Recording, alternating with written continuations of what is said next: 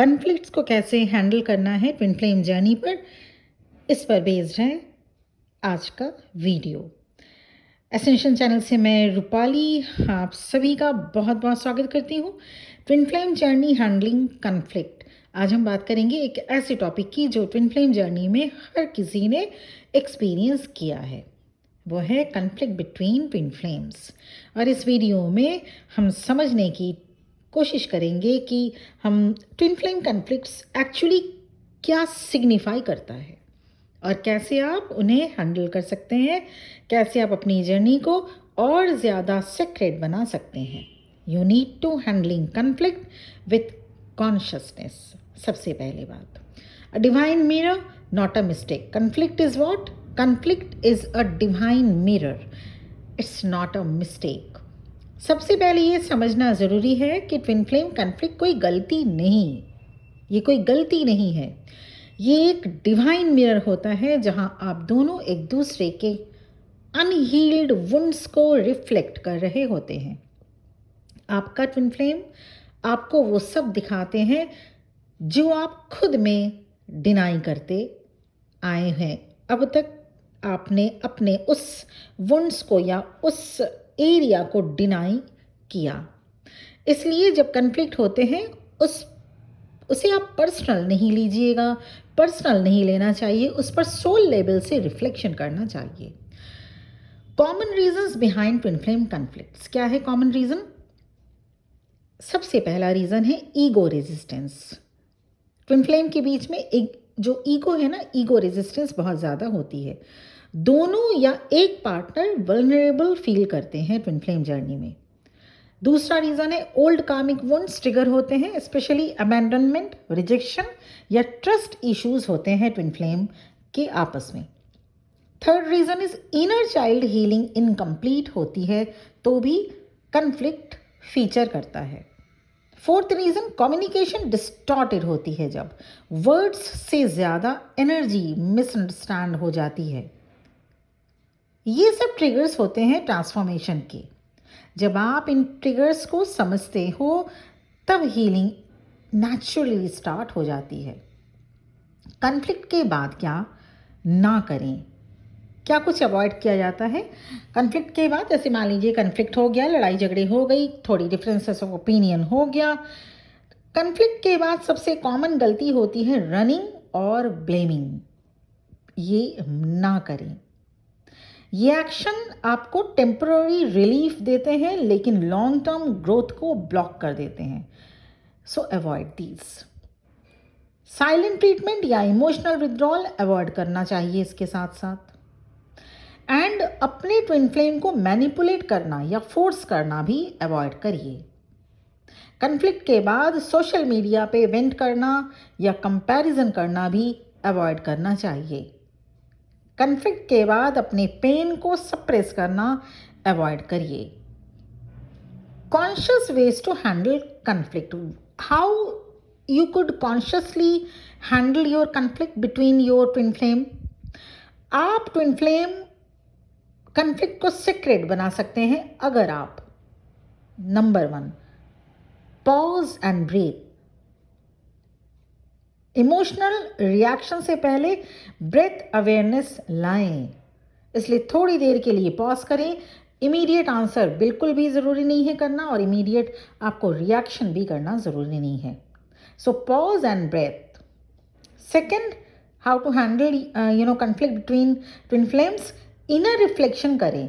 ये ट्रिगर मुझ में क्या हील करना चाहता है, ये आपको सोचना पड़ेगा, ये देखना पड़ेगा। Third important, how to handle the conflicts with your twin flame. Compassion practice करिए, उनके इनर पेन को फील करें बिना उनकी गलती गिनाएं। आप अपने डिवाइन मैस्कुलिन के इनर पेन को फील करें बिना आपके डिवाइन मैस्कुलिन की क्या कुछ गलतियां हैं उसको गिनाए बगैर। इसके साथ ही साथ ओपन कम्युनिकेशन भी ज़रूरी है। जब एनर्जी न्यूट्रल हो जाए तब जेंटली बात करें।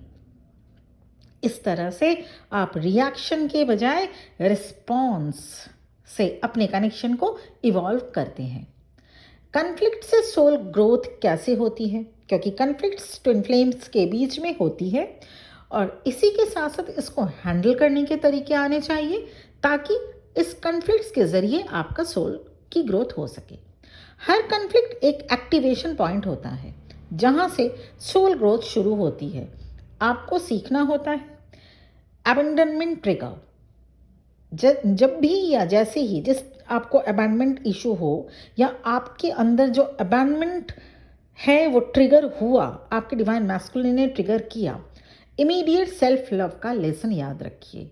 आपको खुद को लव करना ही है, सेल्फ लव का लेसन याद करना होगा उस वक्त। अगर आपके ट्विन फ्लेम कंट्रोल इश्यूज, आपके ट्विन फ्लेम के साथ कंट्रोलिंग इश्यूज है, आपके ट्विन फ्लेम आपको कंट्रोल करते हैं, so trust in divine timing का लेसन आपको याद करना है उस वक्त। या आप अगर अपने ट्विन फ्लेम को कंट्रोल करते हैं, क्योंकि कोई भी एक कंट्रोल फ्रीक हो सकता है ट्विन फ्लेम जर्नी में, या फिर डिवाइन फेमिनिन या फिर डिवाइन मैस्कुलिन, देन उस वक्त आपको ट्रस्ट करना होगा डिवाइन टाइमिंग का। ये लेसन आपको उस वक्त लर्न करना है, उस वक्त याद करना है। कन्फ्लिक्ट का एक और रीज़न होता है जेलसी और डाउट भी। तो उस वक्त आपको वर्दीनेस एंड सरेंडर का लेसन लर्न करना है या रिकॉल करना है, याद रखना है। जब आप इन कॉन्फ्लिक्ट्स को पेन नहीं समझते हो, पोर्टल के रूप में देखते हैं, तब आप divine masculine and divine feminine energies को बैलेंस कर पाते हैं। Energy work after conflict. Yes, हर एक कॉन्फ्लिक्ट के बाद ट्विन फ्लेम्स के बीच में जब कोई कॉन्फ्लिक्ट होता है, उसके बाद जो एनर्जी होती है वो कॉन्फ्लिक्ट के बाद एनर्जेटिक क्लियरिंग बहुत ज़रूरी होती है। ये कुछ प्रैक्टिसेस हेल्प करते हैं एनर्जी शिफ्ट करने में।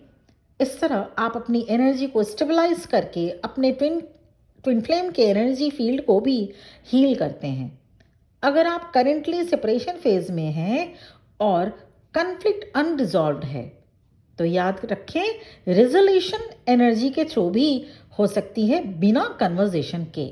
तो कॉन्फ्लिक्ट को रिजॉल्व करने के लिए बिल्कुल ज़रूरी नहीं कि आप फ़ोन उठाएं, घुमाएं और फ़ोन करने लग जाएं। एनर्जी के थ्रू भी हो सकता है। आप अगर बिना कन्वर्जेशन के भी अपने और आपके पर्सन के बीच कॉन्फ्लिक्ट को रिजॉल्व कर सकते हैं। कैसे? कुछ मेथड्स। टेलीपैथिक एपोलॉजी या मैसेज करके, टेलीपैथिकली एपोलॉजी या मैसेज करके। सेकेंड ऑप्शन है energy sending through heart space meditation. Third option writing a letter to your twin, बिना भेजे, बिना सेंड किए, आप किसी लेटर हेड या पेपर पेन पे भी या अपने मोबाइल या आईपैड में भी आप लेटर लिख सकते हैं, पर उसे सेंड नहीं करना है। Writing a letter to your twin, बिना भेजे, उसे सेंड विदाउट सेंडिंग, उसे आप फिर डिलीट कर सकते हैं। And fourth important thing is cord harmonising visualisation. जो आपका और आपके ट्विन फ्लेम की जो सेक्रेट, जो कॉर्ड आप लोगों के बीच में कॉर्ड सेक्रेट कॉर्ड का कनेक्शन रहता है, सोल टू सोल कनेक्शन रहता है, तो उसे हार्मोनाइज करके, उसको विजुलाइज करके कि आप उसे हार्मोनाइज कर रहे हैं, इसीलिए उस कॉर्ड को हार्मोनाइजली आपको विजुलाइजेशन करना होगा। इस 4 टेक्निक से आप अगर अपने ट्विन फ्लेम के साथ बात नहीं कर पा रहे हैं या कांटेक्ट में नहीं है और कॉन्फ्लिक्ट आप दोनों में हो चुका है या हुए हो अगर 6 महीने, साल भर, इससे ऊपर भी अगर हुए हो, तो भी ये 4 टेक्निक काम करेगी। And always remember that conflict is not the end point. Twin flame conflict कभी भी एंडिंग नहीं होती। मतलब ऐसा नहीं है कि आप दोनों के बीच कॉन्फ्लिक्ट हो गया और 2-4-5 महीने या साल भर या उससे भी बातचीत नहीं हो रही है तो ये एंड हो गई, ये जर्नी ख़त्म हो गई, आपकी ये जर्नी अब नहीं है। नहीं, conflict is not the end point, it is just a doorway to deeper the truth. ये जर्नी लीनियर नहीं होती, स्पाइरल होती है।